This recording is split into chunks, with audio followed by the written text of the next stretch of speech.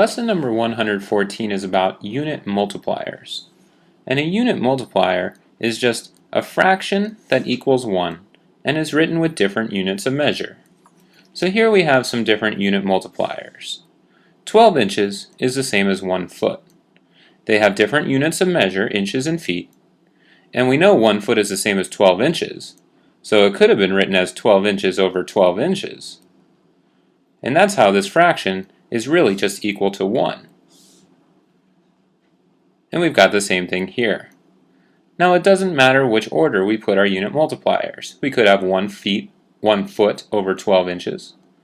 We could have 5,280 feet over 1 mile, because those are the same things. 1 mile over 5,280 feet. Or we could have others. We could have 100 centimeters. It's the same thing as 1 meter. Or we could have 1,000 meters is the same thing as 1 kilometer. Can you think of any that involve time? Perhaps you thought of 60 seconds is the same as 1 minute. Or perhaps you thought of 60 seconds is the same as 1 hour. So there's lots of different unit multipliers. And it's important that we understand that they're just a fraction equal to 1 written with different units of measure. Now let's look at our first problem today. We want to write 2 unit multipliers using these equivalent measures. If we know 3 feet equals 1 yard, one way we could write a unit multiplier would be to say 3 feet is equal to 1 yard, or 3 feet over 1 yard. The other way that we could write it, well, we just switch the numerator and the denominator, and we could have 1 yard over 3 feet.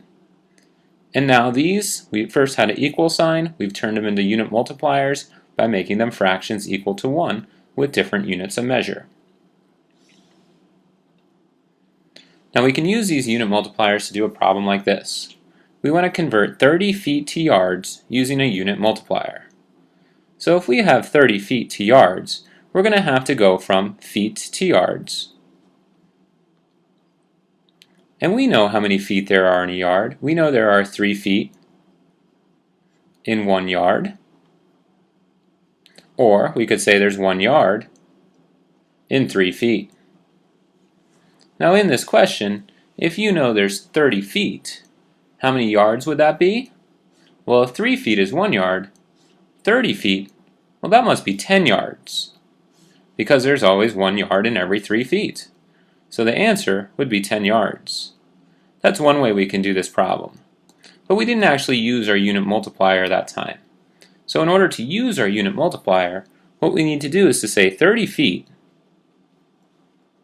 over 1, because we've got to make a fraction, times one of our unit multipliers will give us an answer that's in yards. So in order to do this, we've got feet in the numerator, and we need feet to cancel out because we only want yards in the end. So we're going to have feet in the denominator. That way, feet divided by feet, 1 in the numerator, 1 in the denominator, cancel each other out.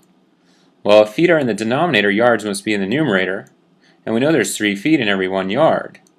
So 30 times 1 is 30, and 1 times 3 is 3, and 30 over 3 is the same thing as 10. And we get our same answer, we've just used a little bit different method.